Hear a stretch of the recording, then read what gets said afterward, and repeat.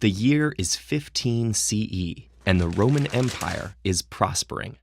Most of the credit will go to the emperor, but this success wouldn't have been possible without loyal soldiers like Servius Felix.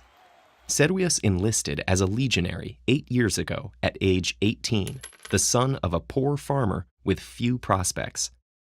Unlike the majority of legionaries, he doesn't gamble, so he's been able to save most of his wages. He's even kept his viaticum, the 3 gold coins he received when he enlisted.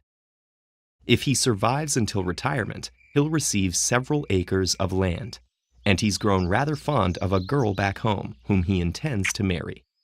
But he'll have to wait until he completes his 25 years of service before that can happen, and the life of a legionary is dangerous and grueling. Today, Servius's legion, along with 3 others, has undertaken a great march of 30,000 Roman paces, the equivalent of nearly 36 kilometers. Servius's armor and weapons, including his gladius, scutum, and 2 pila, weigh over 20 kilograms. And that's not counting his backpack, or sarcina, which contains food and all the tools he needs to help build the camp: spade, saw, pickaxe, and basket. Although Servius is exhausted, he won't sleep much tonight. He's been assigned the first watch, which means looking after the baggage animals and keeping alert against a possible ambush. After he's done, he lies awake, dreading the day ahead, which will force him to recall his worst nightmare. At dawn, Servius eats breakfast with his 7 tent companions. They're like a family, all bearing scars from the battles they've fought together. Servius is from Italia, but his fellow soldiers hail from all over the empire, which stretches from Syria to Spain. So they're all far from home in the northern land of Germania. Servius's legion and 3 others with him today are under the command of Emperor Tiberius's nephew, Germanicus, named for his father's military successes against the Germanic tribes. Each legion has close to 5,000 men, divided into cohorts of about 500, further subdivided into centuries of around 80 to 100 men. Each century is commanded by a centurion. An aquilifer, or eagle-bearer, marches at the head of each legion, carrying its eagle standard. The centurions march beside the legionaries, belting out orders: dex, sin, right, left, starting with the right foot as the left is considered unlucky or sinister.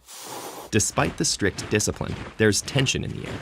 Last year, some legions in the area revolted, demanding better pay and a cut in the length of service. Only their general's charisma and negotiating skills prevented wholesale mutiny. Today is a just march, only 30 kilometers. As the marshes and forests of Germania lie beyond the empire's road system, the men must build causeways and bridges to make headway, something they've recently spent more time doing than fighting. Finally, they arrive at their destination, a place Servius knows too well. It's a clearing on the outskirts of the Teutoburg forest, where 6 years ago, during the reign of the Emperor Augustus, Germanic tribes under their chieftain Arminius ambushed and destroyed 3 legions. Proceeding along a narrow path, the legions were attacked from forest cover under torrential rain, with their escape blocked. It was one of the worst defeats the Romans ever suffered, and Augustus never lived it down.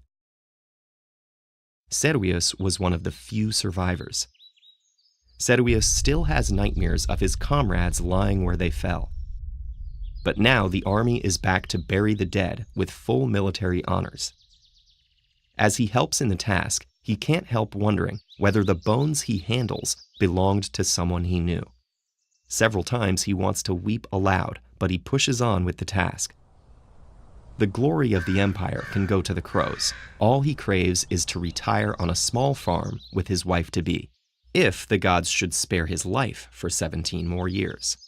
If you want to learn more about the hopes, dreams, and daily trials of life in ancient civilizations, check out our Day in the Life playlist. You can also support our nonprofit mission by making a small monthly contribution on patreon.com/TEDEd.